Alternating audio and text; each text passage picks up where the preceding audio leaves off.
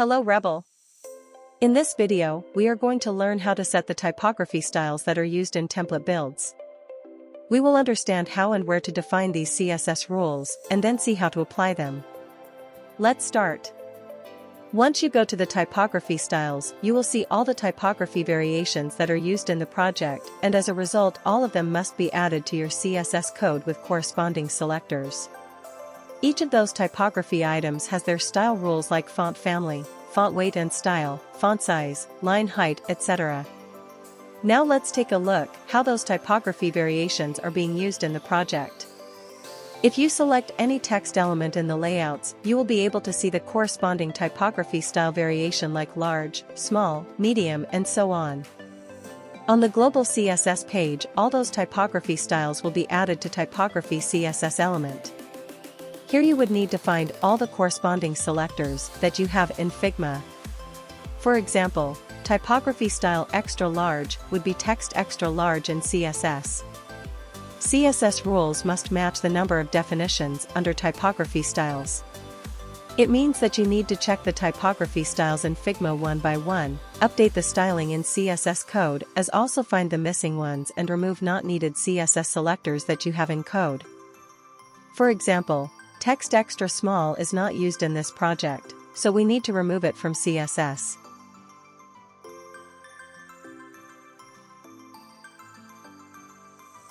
Also, some typography styles like buttons text in our case are missing in CSS, so we would need to add them and update their styling according to Figma.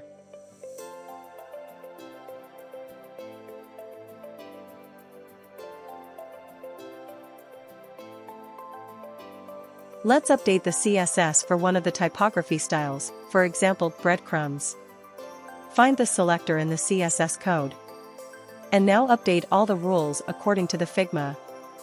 You would need to use same approach and update all the existing CSS rules of all typography variations.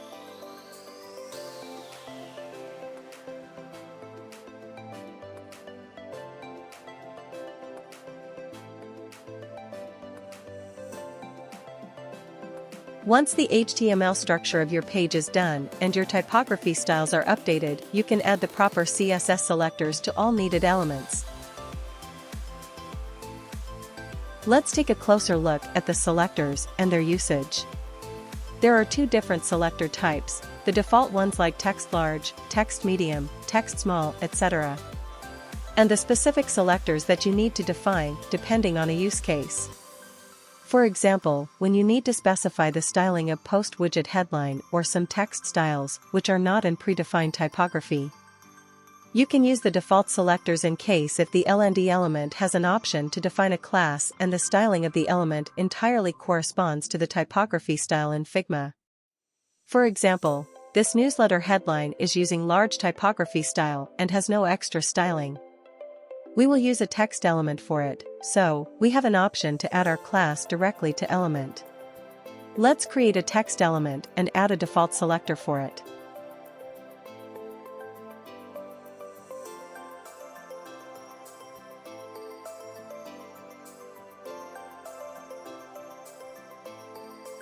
The specific selector can be used in cases when element is using template-generated class. Like the post date here.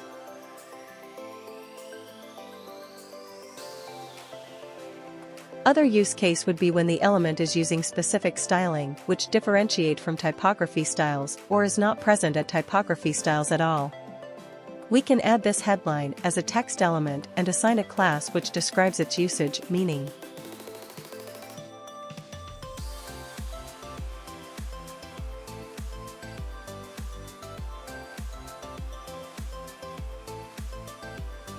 Next case of specific selector usage would be when the same element has different styling between devices.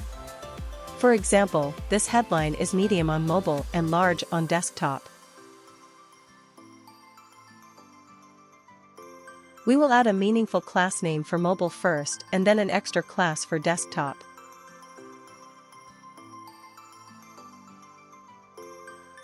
In case if same element has other styling on other layouts, we would need to differentiate its parent class. For example, let's imagine that this headline is green on the 404 page. In this case, we would add an extra parent wrapper for the newsletter block with a specific class.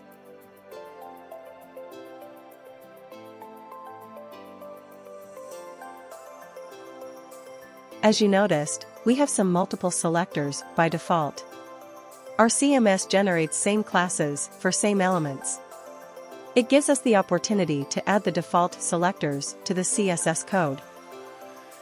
For example, if we take a look at breadcrumb selectors, you see that we have link and separator added by default.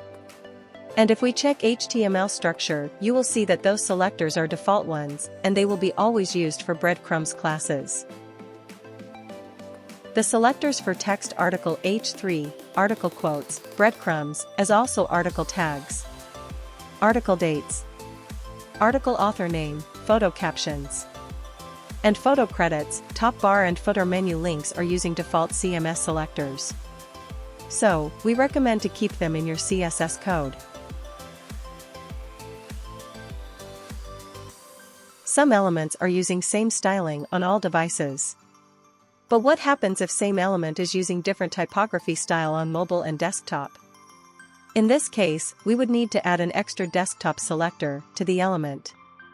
Find the needed element and then in the container class first add the class which will be used on mobile. Let's call it small post headline as the small typography style is used for the headlines of this post element on mobile. Then let's add an extra class for desktop. For all extra classes we use prefix called custom. The other part of the class name should represent device specification and the logical usage meaning of the element. So, we can call it custom desktop medium post headline.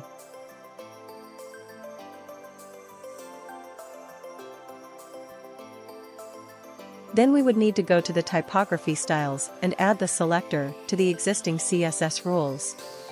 In our case, we will add small post headline selector to the small typography CSS rules for the mobile devices.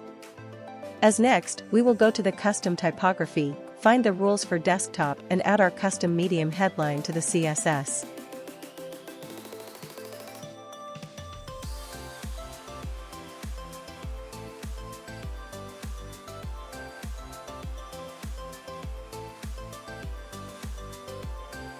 Now we would need to update the styling for the custom medium headline.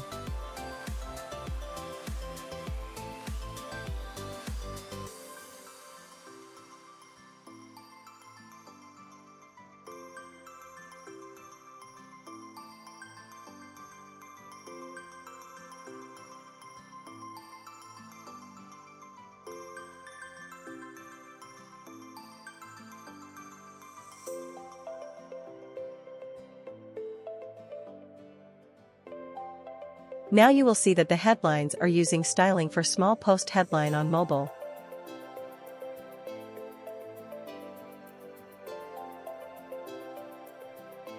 On desktop, same headlines are using medium styles as it was required. You would need to use same approach for all cases when the styling for same elements differentiate on different devices. Those are the main things you need to know on the definition and application of typography styles used on template builds. Thanks for watching.